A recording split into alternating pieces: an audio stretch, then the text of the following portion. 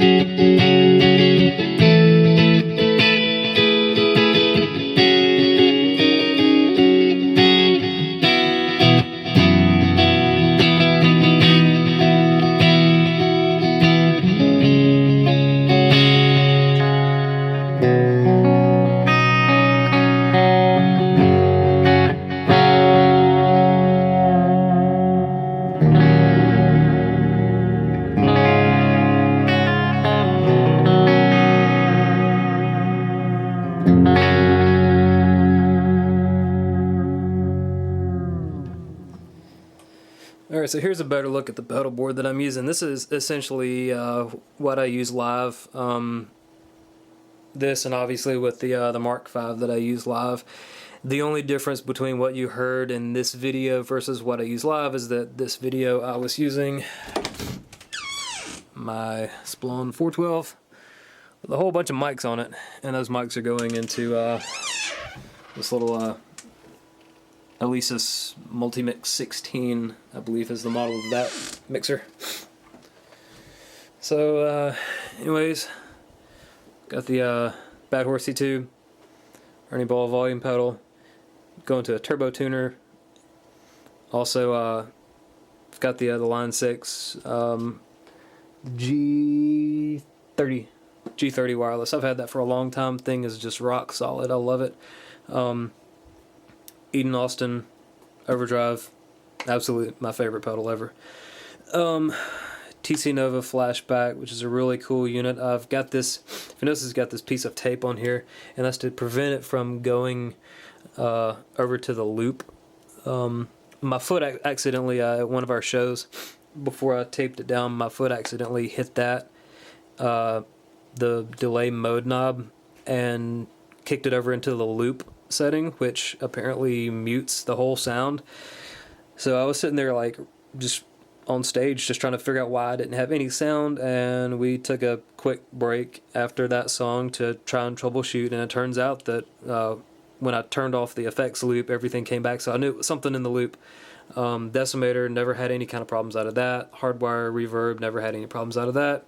Boss Chorus Ensemble, you know, obviously rock solid unit. So I unplugged this and everything worked, so I knew it was something with that, and then it was just caught my eye that it had gone over to the loop setting. So instead of leaving that up to chance again, I basically just taped down this knob at the 2290 mode, which is my favorite mode on here, and just kind of left it there and never had any problems out of it since. So yeah, just be aware if you use one of those live and it's anywhere near where your foot's commonly going, which is, you know, right here, so it's right next to the pedal for the Austin. So yeah, and here's the settings that I used in the video.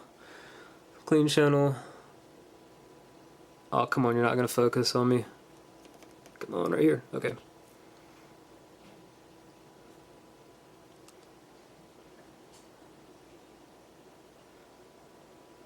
And for the last part of the video is where I changed that. I raised the mid-range up a little bit and turned the gain down a little bit.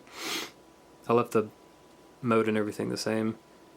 So for the heavier stuff that I did, I had the mids down maybe around right about there, and the bass down a little bit also, helped tighten it up a bit. And the EQ, good old V shape. So yeah. Alright, and here comes a better look at the Charvel. This one is not, it's not stock. I've changed quite a few parts on there, and I'll go into a little bit of detail. Probably show you some pictures. The most obvious thing that I've changed out is the tremolo. I did not like the cheap Chinese or whatever it was tremolo that they stuck on here. It's serviceable, but it didn't feel smooth, and it just didn't feel good. Like my old C66 Carvin had an original Floyd Rose, which I believe is Schaller made in Germany. Really nice unit, and coming from that, going to whatever junk they put on this one from the factory, it was I could tell a big difference, to put it plainly. So anyways, I did some research and found out that Gotoh, I guess that's how you pronounce it, they make a really good unit in Germany, and I have been extremely pleased with this one. This one is the Cosmo Black. It's kind of hard to see. It's kind of like a smoked chrome look almost, but it's really nice, really heavy duty. Just feels way more solid. When I had both the tremolos out, like holding one in each hand, this one just felt, it has more mass to it from the factory. It comes with a big nice brass block. The tremolo arm on the other Floyd Rose, once you had it in, even if it was screwed down, like it had a little thing that you screw down, even when you had it down, like it would wobble, like it would play. And if you're trying to do like that really smooth, gentle tremolo work, you can't do it. Like you would hear like this little, like kind of like a little light knocking sound from the metal. But this one, it's just tight as can be, and it's actually got the little, it's got a tiny little Allen screw over here that you can tighten. Even if you don't want it to be like screwed all the way down, you can have it a little bit of play in there, and still tighten this down just to where you have it to where it moves and stays exactly where you want it. So if you want it to be really loose, you can, and it's still not going to wobble at all. So you can just have it for kind of free swinging, or you can have it to where it kind of sits out of the way, just barely sits out of the way, or you can have it to where like it's just tight back there and it's not going to move. So I really like that. The grooves where the strings pass through the saddles, they seem to be a lot smoother and I guess less prone to burrs or anything that could prematurely break a string, which I've seen happen before. Added the D-tuna on there. Our band does switch back and forth between drop D and standard tuning quite a few times, so that was pretty much mandatory, and kind of a close call in terms of clearance back there. It's kind of hard to see, but yeah, it's just barely enough room so that when the tremolo is blocked off and it's perfectly parallel to the body, so that the intonation is just right, it doesn't actually come in contact with the body of the guitar. I could lower the tremolo just a little bit more. The action on this thing is super low, by the way. I could have lowered it a little bit more, but the string sound on the frets got to be a little bit too much, and when I played clean chords, they didn't really ring out quite as much as I wanted them to. So anyways, that's enough about the tremolo. Really happy with this as the upgrade. It's $100. I got it from Philadelphia Luthier Supplies. I'll put a link in the video description. $100, can't beat it.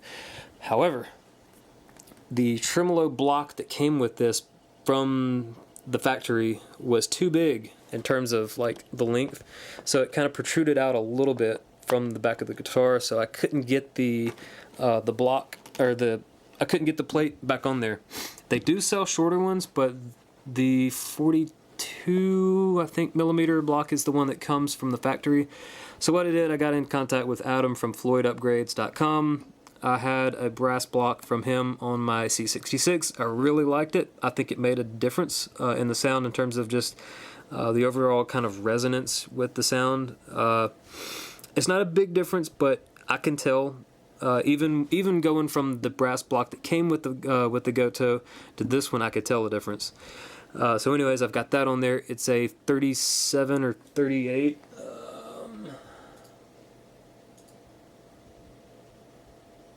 39, I think.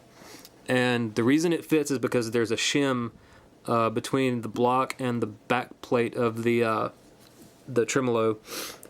And when you remove the shim, it gives you an extra millimeter of clearance. But it was still plenty enough room, even with the shim in there. I could have put that in there, but I just left it out anyway. So got that and the trim stopper, the brass trim stopper from Floyd Upgrades. And this is the stock tremolo claw that came with the guitar. I couldn't tell any difference between the one that came with the Gotoh and the one that was already in there, so I just left it in there. Not a big deal. So yeah, nice high quality piece. I might get the little the noiseless springs. I think I've actually got some. I might put those in there, but might try the little surgical tube trick before I do that. Anyways, the JB, I did not like the way the JB pickup sounded in this thing. I know it's a really popular pickup, and I'm sure it sounds great in other guitars, but for whatever reason, I just did not like. There's an abrasiveness to the upper mid-range, and I didn't like that. So I put the Motor City AFWAYU pickup that I had in my parts drawer. I put that in there, and man, it just, wow, what a difference it made. I left the 59 in there. The 59 I think sounds great in this guitar. I really like it. I've never actually used one before, and I'm kind of glad that they went with that instead of the Jazz pickup. I know the JB and Jazz are a really popular combination also with like Schecter and maybe EMG or not EMG, ESP. But yeah, these two pickups go together really, really well. They match each other's output, the tonal characteristics, everything just goes together really well. Specific, even like blending them together when you split the coils and got the two, I guess it's the two inner coils. Yeah, when you split those, man, they just sound so good, even when like clean. So very happy with the AFWAYU upgrade. Highly recommend it if you've got one of these things and you're not really jiving with the JB too much. Try the AFWAYU. Probably you might like it. And last but not least, here at the headstock, the Gotoh locking nut thing. Yeah, again, Cosmo Black, kind of smoked chrome looking thing in there, and the matching string tree. It's way thicker than the one that came with it. So yeah, again. It was a good upgrade. Probably didn't really make much of a difference in the sound, but just kind of a stickler for matching the aesthetics. One kind of like an overall clean look. And the Cosmo Black just really looks great on this thing. I probably will get a Cosmo Black if I can find one. Smoked Black Chrome, whatever it'll be called. Knob. Yeah, oh yeah, one last thing. I don't like the way this pickup selector is pretty much like vertical. Just really kind of awkward if you're going at it like this. You want the pickup selector to kind of like go down at an angle. So what I did was I kind of loosened this up a little bit and turned this pickup selector just a little bit to angle the switch just a little bit more, so that when you're sweeping your hand down, it's just like a little bit easier to hit it. Made a little bit of a difference. It was just enough difference that it didn't annoy me, and that's really all that I really needed out of it. So yeah, that's my new Charvel. I know this is a long video, but I haven't done one in a while. Got the playing out of the way at the beginning. If that's all you cared about, then thanks for sticking around this long. Anyways, that's it. Who knows? I might have another video here. I think one of my buddies wanted to hear comparison between the Nitro and the Mark V, If I can find some time to get that done, I will certainly do it. So anyways, thanks for checking it out. If you like it, subscribe. Anyways, I'll check you guys later.